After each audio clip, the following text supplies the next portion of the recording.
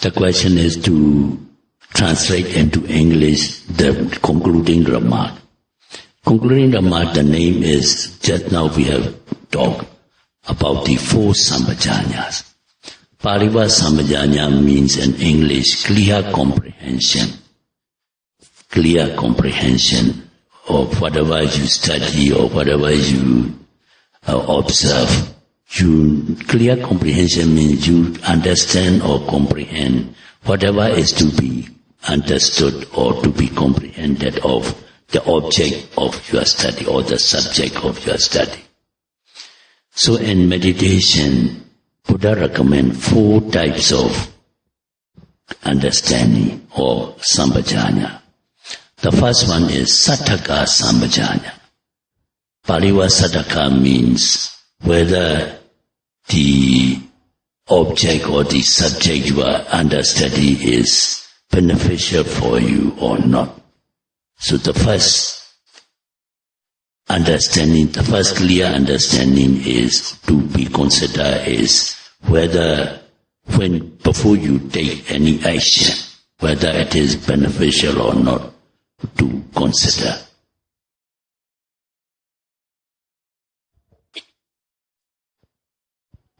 For instance, in a meditation retreat like this one, meditation retreat is conducted for 4-time meditation.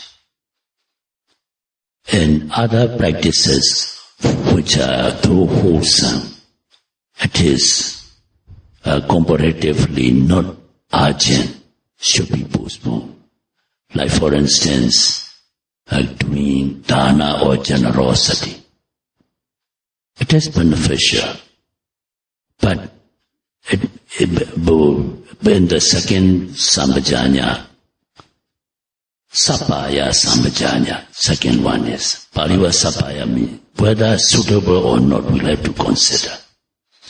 Giving dana is no doubt it is beneficial. Giving generosity or offering of gifts is, but in a meditation retreat, the main emphasis should be, because this practice is the loftiest of all the wholesome actions. Like, and Buddha recommend good, beneficial, meritorious, these are generosity or offering of gifts, observing of sila or moral virtue, then establishing samadhi or concentration, and practicing vipassana or insight meditation. So in a retreat, insight meditation is the most loftiest practice you are practicing. And if you, by neglecting this mindfulness, and if you want to do some generosity, though it is beneficial, it is not suitable. So that's how to consider step by step, Buddha said. We normally act in 3 ways. With the mind we think, with the mouth we speak, with the body we act. We call mental action, verbal action, bodily action. These actions, some actions are beneficial for us or not. We have to consider. Even if it is beneficial, Buddha said, make a second thought, whether it is suitable or not. So that is the second Sampajañña, is suitability. First, we must know purpose means whether your purpose is beneficial or not. Is the first Sampajañña or clear comprehension. The second is though beneficial, whether it is suitable or not. We have to consider again.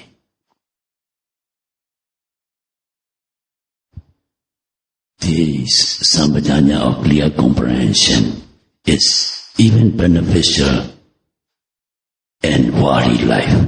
For example, parents admonishing the naughty children is beneficial. That is the duty of parents to guide the children, admonishing the children, those who are not naughty or misbehaving. But if one uses violent means like abusing or caning without a first trying in a peaceful manner, it is not, though it is beneficial, it is not suitable. Another thing is, if in front of their friends, children are with their friends or with the strangers, and if the parents are not patient or become impatient and immediately admonish in front of other strangers, and they might feel hard, and it can create tension. So these are even available in worldly life. Before we act by mind, even the thoughts, the speech or the bodily action, we should consider a process. Whether our action is going to be beneficial to us or beneficial to other people, even if it is beneficial, a second thought, whether it will be suitable or not, has to be considered, and only those actions which are beneficial and suitable should be done. And that is the first two Pali word, Saddaka Sampajañña, whether beneficial or not, and Sappaya Sampajañña, whether suitable or not to consider. Then the third Sampajañña or clear comprehension is Gochara Sampajañña. Pali word Gochara, the right translation, domain. English word domain. Domain means a place or a locality where you have strong foothold, or where you are familiar, meaning your native place, your locality, or in a country. Domain means the authority, the place of influence that government has influence, or that within that one's territory or that we call domain. So also individually, one's locality where one is born and brought up, and with the neighbors and friends and relatives, and such kind of a place is we call domain, because one have a strong foothold and one is secure from harm and dangers. So this also is applicable in worldly life. So if one stay in one's own domain, then one is safe. And if one's out of one's own domain, then one will be subject or vulnerable to danger and afflictions. For instance, if a person, especially our lady folk, anatomically or naturally, we call it a weaker sex because they are vulnerable to dangers and many afflictions. In the newspaper you can see, and the case of that young girl, just 8-year-old, she went out from the house alone to buy to some shop, and she was kidnapped and assaulted and murdered, and up till now no victims can be identified. So this is because one goes out of one's domain, then one is exposed to danger and harm. So that is the meaning of Gochara. Gochara means sphere of one's authority or stronghold or foothold. The place where one can be safe is what we call Gochara.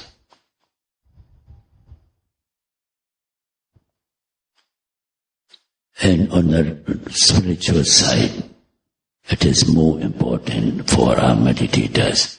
Our meditators, Gochara or domain means your mindfulness meditation. Supposing some sense object arise in one of the 6 sense organs. Let's say much more easier to understand is like hearing. When a person hears a sound, so a meditator's domain or the area of strong foothold means one should mindfully note that sound as sound, and not to go beyond one's domain and identify as something pleasant or unpleasant. Supposing now you hear a clock chiming. So instead of clock chiming, if you can stay Paramattha Dhamma, the ultimate reality of the sound and the ear is Rupa, and the hearing consciousness that arises Nama. And sound and the ear is the cause, and the hearing consciousness is the result, cause and effect relationship. And dung, dung, dung, so one, if you keep just one sound after another arising and passing, will you hear and no more, hear and no more, a nature or impermanent, then there is no chance for defilements to assault one. But instead, if you say it is a clock chiming, and on the clock is written as Westminster chime. Westminster is famous church in England, and where the bell ring is like this music, it is very sweet, and then the greed or this defilement can assault one. So that is how, if one does not know on the ultimate reality, and if one go to conventional sense, then one is out of one's domain, and one can be exposed to danger. So that is how we had to consider this Gojara means domain.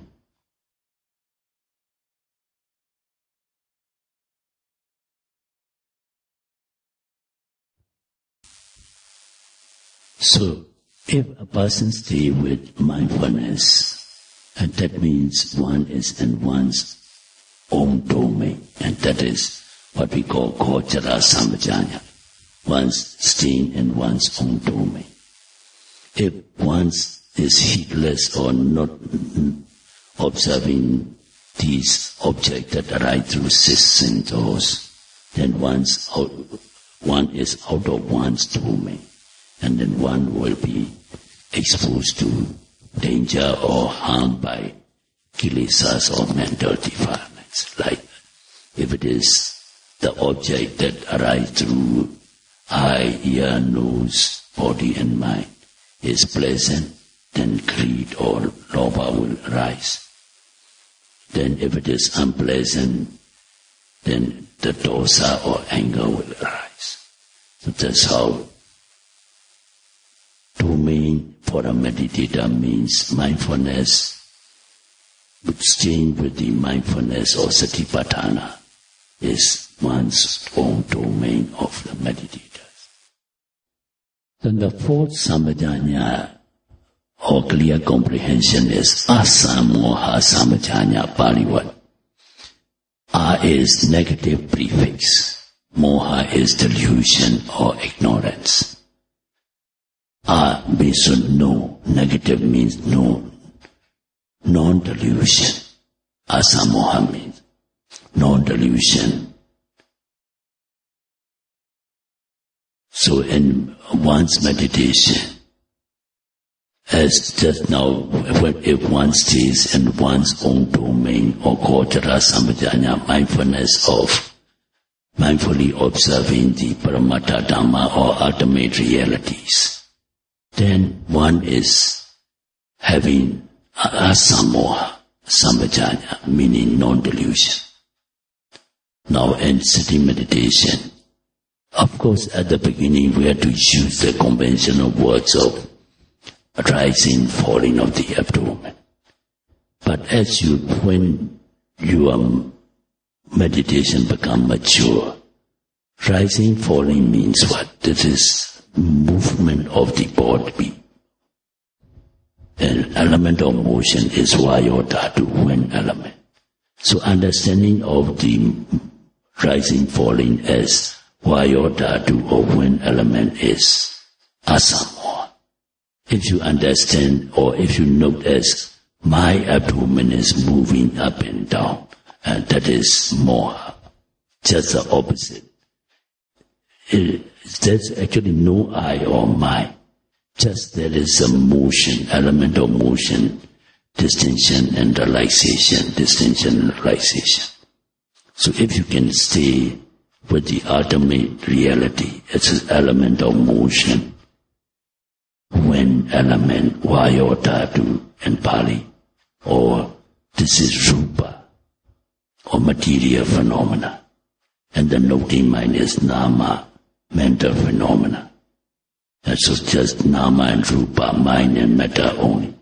Because that is moving up and down, that is the cause, and noting as up and down is the result, cause and effect.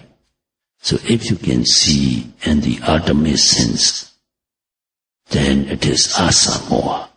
But if you are still stuck with conventional concepts like my abdomen, I am watching, I am a person, then it is we call asamoha.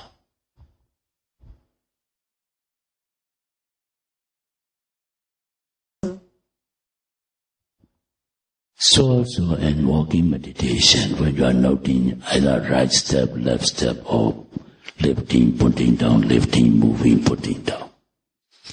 If you are still perceiving as I am walking, the walking is my legs or my limbs. So there is still moha.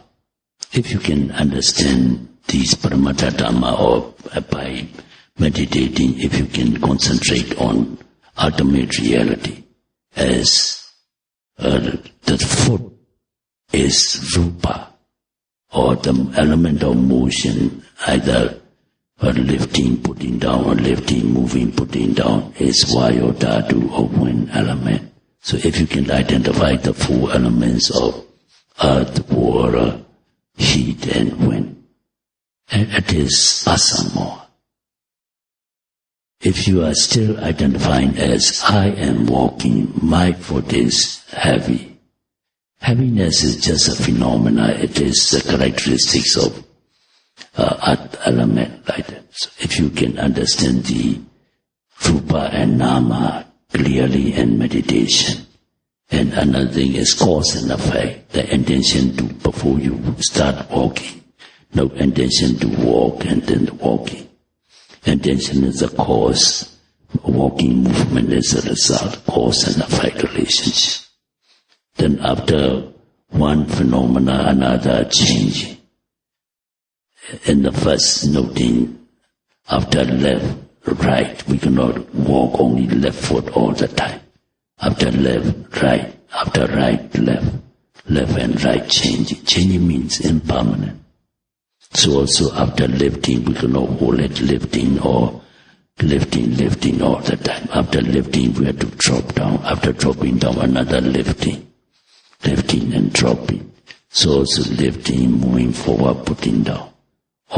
Everything, every phenomena is changing. So you realize the impermanence of nature.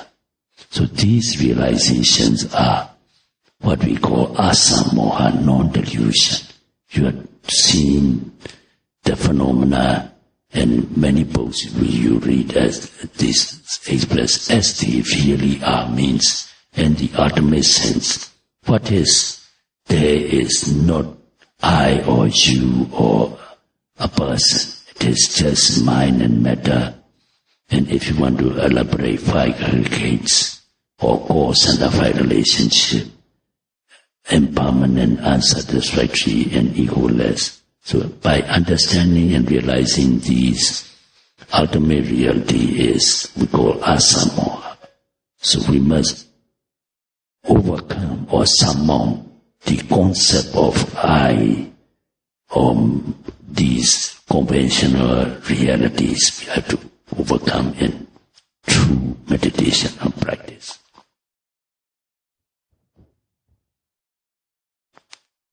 So also in noting the sense objects, when you see something, noting as seen. So if you can identify or you can verify this theoretical knowledge we've been sharing with you and your practical experience, it is asamoha. Like when you see, there is a visual object and your eye sensitivity. And these are rupa, or material phenomena. Pali word rupa means material phenomena. And the seeing consciousness that arise, seeing consciousness is technical term, and normal usage we just say seeing. Seeing is by mind. That's why it is called seeing consciousness. Seeing consciousness that arise is nama or mental factor. Just mind and matter, nama and rupa. Or because of visual object, that the object to be seen and the eye sensitivity is functioning normal, and there is light, then these factors are the cause, and the seeing consciousness that arises the result, cause and effect relationship. So after one seeing consciousness arise, then it cease, and fresh consciousness arise and cease, arising and passing away is impermanent or a nature. So impermanent, being impermanent is unsatisfactory, and it is egoless. So anicca, dukkha, anatta. So if you can verify these phenomena taking place while noting as seen, that is asamoha. But when you are noting seen as I am seen, and I am seen a person or a man or a woman, then that is moha. If you can see, note seeing by identifying the ultimate realities of this mind and matter, or cause and effect, or arising and passing away, then that is asamoha.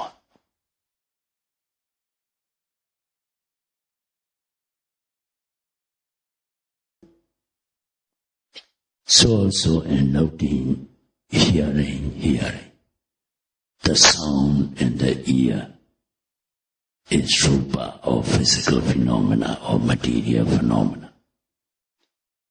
Then the hearing consciousness that arises is nama or the mental phenomena or the mind. So rupa and nama, mind and matter only. And sound in the ear is the cause. A hearing consciousness or hearing that arises is the result, cause and effect. And one sound after another arising and passing away. Sound is more clear. Now when you are listening my talk, the words, one word after another, you hear and disappear, hear and disappear. So that is anicca or impermanent.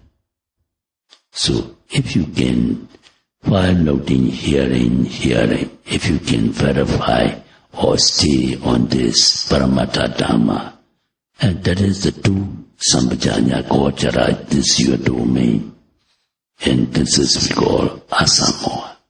But if you identify as like non-meditators or wali beings, that I am hearing, my hearing is good, and what I hear is very pleasant or very frightening or very ugly or very unpleasant, then either greed or anger or aversion, all kinds of mental defilements arise. And that is moha.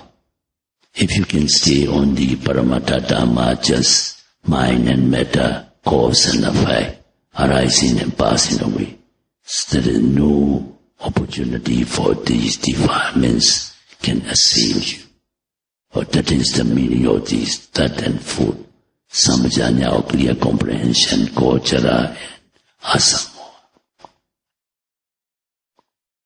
So also when one is noting smelling, the nose and the smell is rupa or physical phenomena. And the smelling consciousness that arises, or the knowing of the smell, is the nama. Here too, mind and matter, rupa and nama. And the smell in the nose sensitivity is the cause.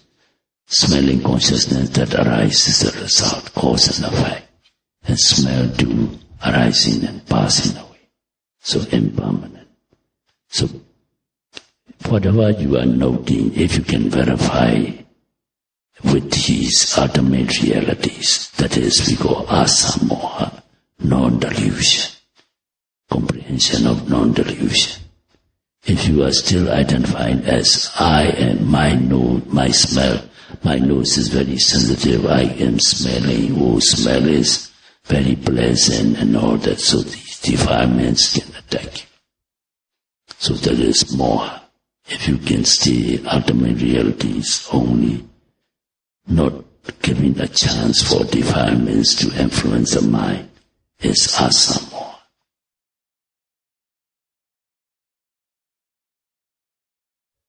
So also the tongue and the taste. When the tongue and taste come into contact, the tasting consciousness arises, or we just say tasting. So similarly you can apply these verifications. Tongue and the taste is rupa, or physical phenomena. The tasting consciousness that arises, nama, or the mind. The cause and effect relationship, and arising and passing away. So also the body and tactile objects, then body consciousness arise. So these are verification of these ultimate realities and staying the mind not exposed to defilements or kilesa is asamoha.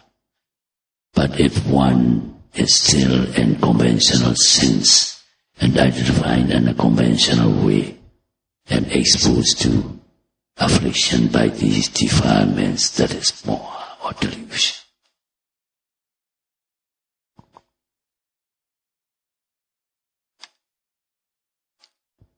Okay, let us stop. Idame punya nibbanasa pacayo hotu.